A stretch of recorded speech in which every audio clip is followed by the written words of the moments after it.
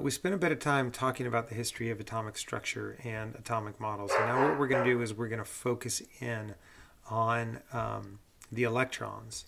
The electrons are crazy little particles that do some fairly weird things. They're also the particle that's most responsible for chemical processes that we'll be looking at over the rest of this year. So to get there, let's look at some of these models and let's talk about kind of how we progress through these. So the Rutherford model, of course, came after Rutherford's gold foil experiment rather than Thomson's delocalized positive charge. Rutherford said there was a very dense positive charge in the center of the atom, which of course he referred to as the nucleus. So we sometimes refer to this as the nuclear model. And there are two fundamental problems with the nuclear model. One, fundamental feature of the universe is that like charges repel, opposite charges attract. Here you have a strong positive charge in the center, negative charges on the outside, and so these electrons rush to the center of this atom, collapse in on the nucleus, and the entire universe ought to implode in on itself. Best we can tell through some fairly anecdotal evidence, the universe has not completely imploded on itself, so something here must be wrong. The second big issue is there is no inherent boundary condition. Where is the edge of the atom? If your particles are protons, neutrons, and electrons, we've accounted for all of those things, and there's no reason for that block dotted line to be drawn where it is.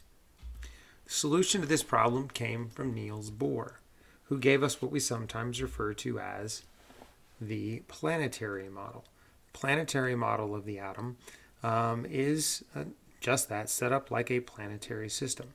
You have a large attractive force in the center of the system. The electron, which is negative, is attracted to the positive nucleus. And yet, because it's spinning around in circular orbits, it never collapses in on the nucleus, much like planets around the sun. Now, one fundamental difference between Bohr's model, and this comes from experimental evidence, is that energy is quantized in the Bohr model, meaning that the orbits can only be certain distances away from the nucleus. And so you can watch this electron here absorb some energy and move up to a higher energy level, or lose some energy and drop down to the lower orbit, but it has to lose exactly that difference in energy or gain exactly that difference in energy, or it doesn't undergo that process. And so this idea of fixed orbits is a little bit strange when you think about planetary systems, and there's no reason that a planet has to be a certain distance from the sun.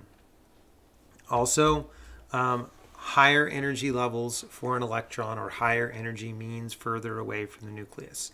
Closer to the nucleus, the lower the energy; further away from the nucleus, the higher the energy.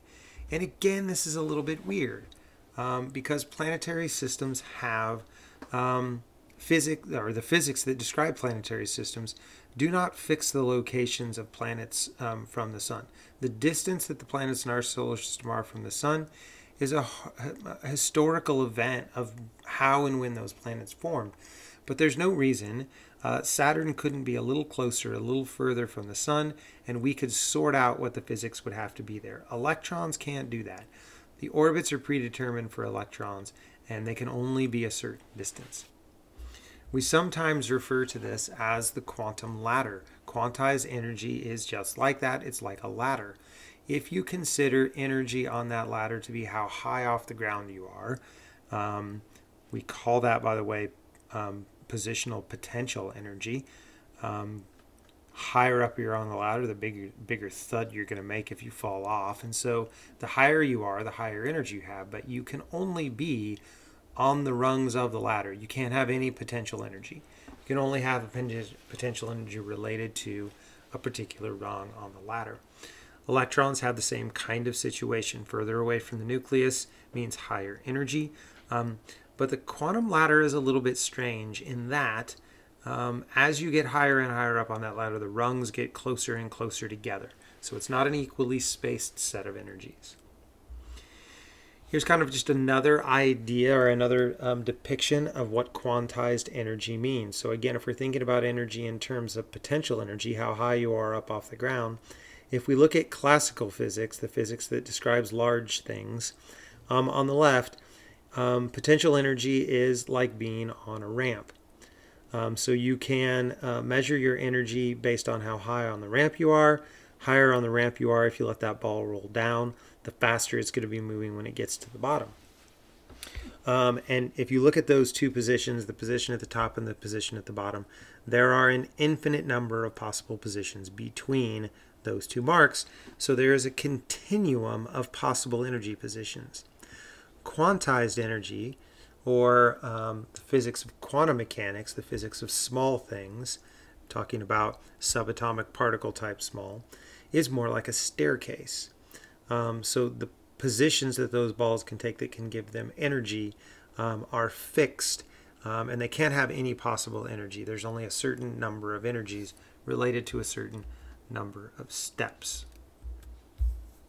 And so that's the fundamental difference between continuous and quantized energy.